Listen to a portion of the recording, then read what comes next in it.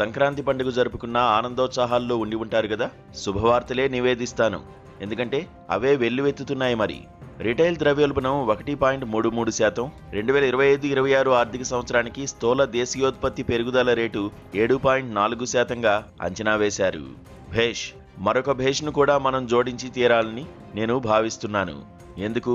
మన సువిశాల భారతదేశంలో ఎక్కడా నిరుద్యోగం అనేది లేదు. కనీసం మనకు కలవరపాటు కలిగించే లేదా కలవరం చెంది తీరాల్సిన తరహా నిరుద్యోగం లేనేలేదు. ఉద్యోగాలు కోరుకునేవారే లేరు. సహేతుకమైన కారణాలతోనే నేను ఈ మాట అంటున్నాను. ప్రభుత్వంలోనూ ప్రభుత్వ అనుబంధ సంస్థల్లోనూ వేలాది ఉద్యోగ ఖాళీలు ఉన్నాయి. అయినా వాటిని కోరుకునేవారు లేరు. అవి ఎంతకు భర్తీ కావడం లేదు. మంచి వేతనం, కరువు భత్యం, వార్షిక వేతన పెరుగుదల, ప్రమోషన్లు, ఉద్యోగ భద్రత, వైద్య సదుపాయాలు, హెచ్ఆర్ఏ, ప్రయాణ రాయితీలు, వేతన లబ్ధితో సెలవులు, అడ్వాన్స్లు, రుణ సదుపాయాలు, యూనిఫైడ్ పెన్షన్ స్కీమ్, సుఖవంతమైన జీవితానికి ఇంతకు మించిన భరోసా ఏముంటుంది? అయినా యువతీ యువకులు ఈ ఉద్యోగాలను తీసుకోవడానికి ముందుకు రావడం లేదు. ఉద్యోగ ఆరాటం లేని తరం కాబోలిది. ప్రభుత్వం వేలాది ఉద్యోగాలను మంజూరు చేసింది, అయినా అవి ఖాళీగానే ఉంటున్నాయి. ఈ అసాధారణ పరిస్థితిని చూస్తుంటే మీకేమనిపిస్తుంది?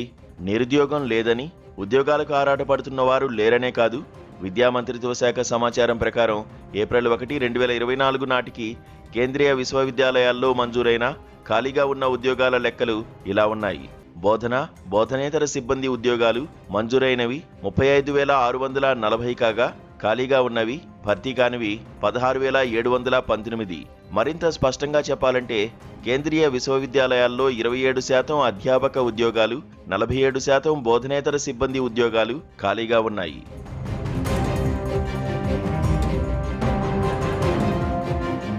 జూన్ 2025 నాటికి కేవీఎస్లో 7,765 బోధనా సిబ్బంది పోస్టులు, ఎన్వీఎస్లో 4,323 ఉపాధ్యాయ ఉద్యోగాలు ఖాళీగా ఉన్నాయి. అయినప్పటికీ విద్యారంగం ప్రవర్ధమానమవుతోందని ప్రభుత్వం నిశ్చిత స్వరంతో చెబుతోంది. విద్యారంగంలోనే కాదు, ఇతర రంగాల్లోనూ ఉద్యోగ ఖాళీలు పుష్కలంగా ఉన్నాయి. కేంద్ర సాయుధ పోలీస్ దళాల్లో 25,487 కానిస్టేబుల్ ఉద్యోగాలు ఖాళీగా ఉన్నాయి.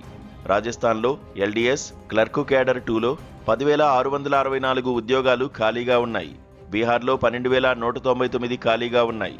యూపీలో 60,244 కానిస్టేబుల్ ఉద్యోగాలు ఖాళీగా ఉన్నాయి. తమిళనాడులో 2,255 స్టాఫ్ నర్స్ పోస్టులు ఖాళీగా ఉన్నాయి. నర్సింగ్ ఉద్యోగాలు ఆశించేవారు పాఠశాల విద్య పూర్తి చేసినా లేదా పట్టభద్రులైన దిగువ మధ్యతరగతి కుటుంబాలకు చెందిన వారే ఉండడం కద్దు. దేశవ్యాప్తంగా 21 ఏఐఐఎంఎస్లో 3,485 మంది అధ్యాపక పోస్టులు ఉండగా 1,731 అధ్యాపక పోస్టులు ఖాళీగా ఉన్నాయి. ఒడిశాలోని కేంద్ర పారా జిల్లాలో 1,087 డాక్టర్లు, పారామెడిక్స్ ఉండగా 805 పోస్టులు ఖాళీగా ఉన్నాయి. మన సమాజంలో బ్యాంకు ఉద్యోగాలు ప్రతిష్టాత్మకమైనవిగా ఉన్నాయి. వాటి వేతన భత్యాలే అందుకోక కారణం. 12 ప్రభుత్వ రంగ బ్యాంకుల్లో ఉద్యోగాల పరిస్థితి ఇలా ఉంది. ఆఫీసర్లు 4,20,599, క్లర్కులు 2,43,817, సబ్ స్టాఫ్ 84,092. ఉద్యోగ ఖాళీలు: ఆఫీసర్లు 17,500, క్లర్కులు 12,861, సబ్ స్టాఫ్ 2,206. కలత చెందవద్దు. అంతరంగిక భద్రత, ఆరోగ్య భద్రత, బ్యాంకింగ్ రంగాల్లో అంతా సవ్యంగా ఉంది. నిర్దిష్ట విద్య, ఉద్యోగ నైపుణ్యాలు ఉన్న యువతను అగ్రశ్రేణి కంపెనీలతో అనుసంధానించేందుకు ప్రభుత్వ మద్దతు ఉన్న కార్యక్రమం ప్రధానమంత్రి ఇంటర్న్షిప్ స్కీమ్ అక్టోబర్ 2024లో ప్రారంభించారు. కంపెనీలకు 2 విడతలుగా చేసిన 1,65,000 ప్రతిపాదనలో 20% మాత్రమే ఆమోదం పొందాయని డిసెంబర్ 2, 2025న ఒక జాతీయ దినపత్రిక వెల్లడించింది. వీరిలో 5వ వంతు మంది ఇంటర్న్షిప్ పూర్తి కాకముందే వెళ్లిపోయారని కూడా ఆ పత్రిక పేర్కొంది.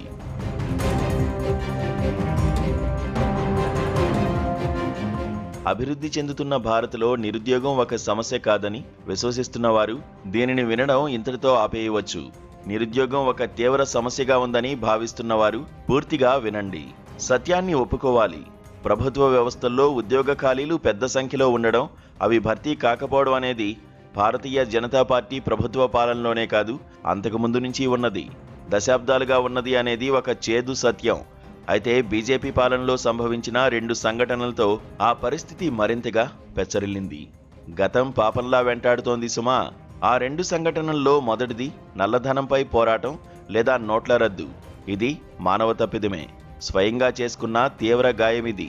గతంలో నేను వ్యాఖ్యానించినట్టుగా ఈ నోట్ల రద్దు ఖచ్చితమైన అర్థంలో నోట్ల రద్దు కాదు. ఎందుకని? మోదీ సర్కారు చేసిన నోట్ల రద్దులో ఏ కరెన్సీ నోట్లను చెల్లనివిగా చేయలేదు, అంటే రద్దు చేయలేదు. కరెన్సీ నోట్ల చెలామణి వ్యవస్థ నుంచి వాటిని తీసివేయను లేదు. పాత నోట్లను తీసుకుని కొత్త నోట్లను ఇచ్చేందుకు ప్రతిపాదించిన పథకమది. చెలామణిలో ఉన్న కరెన్సీ మొత్తం విలువను పాత స్థాయికి పునరుద్ధరించిన పథకమది. నిజానికి పునరుద్ధరింపబడిన కరెన్సీ విలువ పాత స్థాయికి మించి ఉన్నది.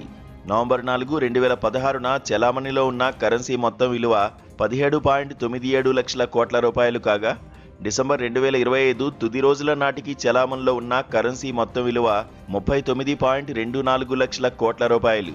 అందుకు రెట్టింపు కంటే చాలా అధికంగా ఉన్నది.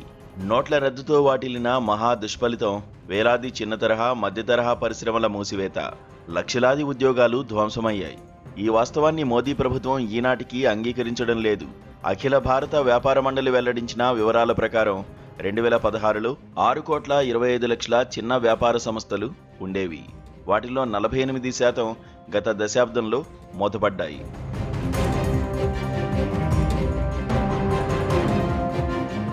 రెండో సంఘటన కోవిడ్.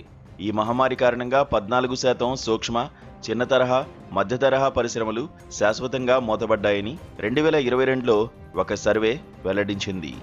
జూలై 2020, ఫిబ్రవరి 2025 మధ్య, అంటే కోవిడ్ అనంతర కాలంలో కూడా కలుపుకుని మొత్తం 75,000 రిజిస్టర్డు ఎంఎస్ఎంఈలు మూతపడ్డాయని ప్రభుత్వ నివేదిక ఒకటి వెల్లడించింది.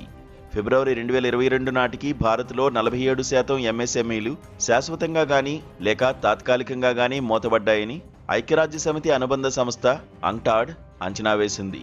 ఈ అంకెలన్నీ ధృవీకరించబడినవి కానప్పటికీ చాలా వరకు విశ్వసనీయమైనవేనని ప్రజల అనుభవాలు, ఆర్థిక నిపుణుల పరిశీలనలు నిర్ధారిస్తున్నాయి. సూక్ష్మ, చిన్న తరహా, మధ్య తరహా పరిశ్రమలకు ఆర్థిక సహాయం అందిస్తామన్న హామీని ప్రభుత్వం నెరవేర్చలేదు. వాటి పునరుద్ధరణకు ఉదారంగా రుణ సదుపాయము కల్పించలేదు. కోవిడ్ మూలంగా మూతబడిన వ్యాపార సంస్థలతో లక్షలాది ఉద్యోగాలకు నష్టం వాటిల్లింది. ఈ ఉద్యోగాలను పునరుద్ధరించారా? కొత్త ఉద్యోగాలను సృష్టించారా? ఈ విషయమై ప్రభుత్వం మౌనం వహిస్తోంది.